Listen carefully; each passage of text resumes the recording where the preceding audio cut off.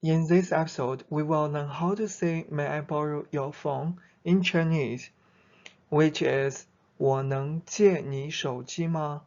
This is a super useful and important sentence, especially for the travelers on their very first day in China. So how to keep it in your mind easily? Here is my solution for you.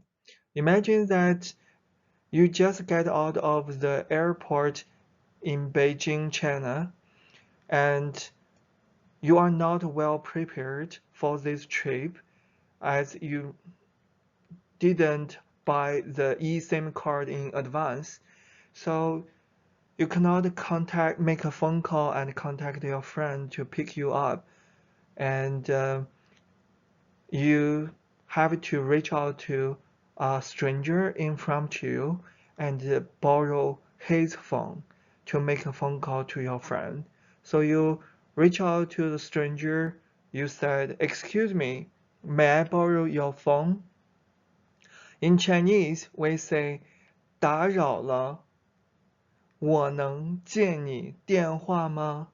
And here, excuse me, we have learned it in episode 14 and 15, so it's not shown here. But in Chinese, excuse me is 打扰了,打扰了. And may I borrow your phone? In Chinese, we say 我能借你电话吗? The English name at bottom just help you to pronounce the Chinese character correctly, while the figure above it help you to memorize the pronunciation easily. From left to right it is 我能借你电话吗?